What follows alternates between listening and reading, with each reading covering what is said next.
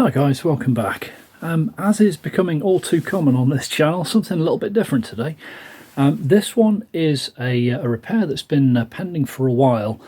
I'll just get on with the job here whilst I'm telling you about it. So this is a Marshall Valvestate, a VS265, mid-1990s somewhere. This was the top of the line version. And the nice thing about these amps is that they have a super reliable solid state power amp, but the preamp, the bit that gives it all of the flavour, is a tube. Now the tube itself, after a while, wears out. This one, much like myself, is considered vintage these days. I'll say mid-1990s, so 30 odd years old. And depending on how much you play them, the valves themselves do just basically wear out. If you play them loads, if you play them with high gain effects rather than clean, they're going to wear out quicker, but sooner or later they're going to go on you. Now the tube itself is, I believe, the same for all Marshall Valvestates. I'll just flick the number up on the screen. There's a US and a UK equivalent code for it. But basically that tube is the first stage of amplification. Now tubes in amplifiers, the tube itself is an amplifier that takes the signal from the instrument, which is pretty feeble, and takes it to a line level,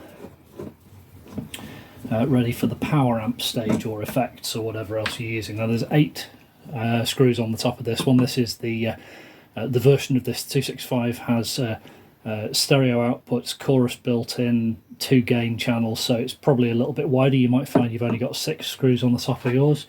Take the bottom ones out first, leave one of the top ones in, and when you're ready to take that top one out, make sure you support the unit itself. Now this falls backwards, and we don't want it to fall against the speakers and damage itself. Let me just bring you in a little bit closer here, and you can see what's going on. I'm going to take this last screw out here. You can see it's already starting to tilt, so I'm going to support that. Take the last one of the screws out, and then we are ready to lean this back over. Now it just lifts out, and my advice to you is just plonk it on the speakers at the back. You don't want to have to unplug them. It'll hold it absolutely rock solid. Now I'm just going to move the camera here so you get a better view of what's going on inside this. You can just see the tip of the tube peeping out here, but I'm just going to adjust your position, give you a better seat. And there it is. So that's the tube itself. Now the replacement tube, there is some confusion over these. You don't need to worry about touching the glass. It's not like a halogen light bulb in a car. You can handle them quite safely. But basically what we have here is the replacement tube. Now I would recommend for, effectively this is a rock amp anyway. We want nice crunchy gain tones. The JJ tubes are absolutely fantastic, JJ Electronic. As I say, this is an ECC83S, but the American code is slightly different. Again, I'll just flip that up on the screen for you here now. Now these are super easy to change. All we have to do is pull this little piece of wire that's supporting the bulb across, gently wiggle that out. There's the old bulb. Make sure you've got an equivalent one to go back in, which we do. Now one of these pins here is missing. You'll see on the receiving piece down here there is a sort of horseshoe effect going on. Okay, so that's you zoomed in a little bit better. You can see that this missing pin here corresponds with that missing hole there, so make sure very carefully that we've got it lined up right. Just push it back in. It is as simple as that. Now these things make a horrible noise, like a screaming noise. Sometimes the amp just doesn't work.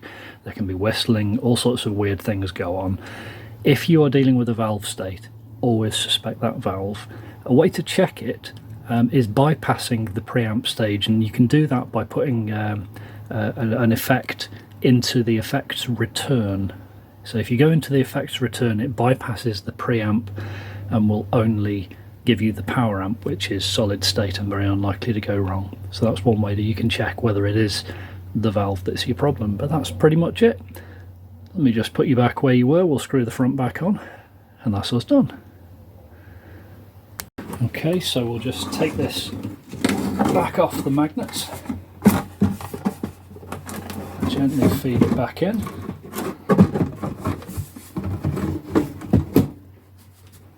And once you've located one of these screws at the top, the others should all just fit nicely in place. These are Posi Drive 2 screws on this model. Don't know if it'd be the same on yours, but start with a Posi 2 screwdriver and you should be pretty close. I wouldn't recommend using a power drill or a power screwdriver, impact driver, anything like that on these, because what we're screwing into here is a spring clip, and you could easily tear the thread out of it, which will leave you having to try and find new spring clips. Now they are available, but not the same as the ones that are in here, so it could be a bit awkward. Anyway, use a hand screwdriver, take your time, and you'll be just fine.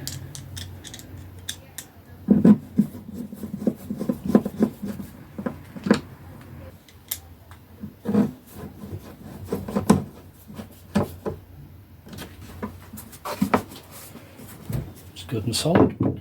Make sure all the speaker wires have been reconnected. If any of them have come off, then just reconnect them.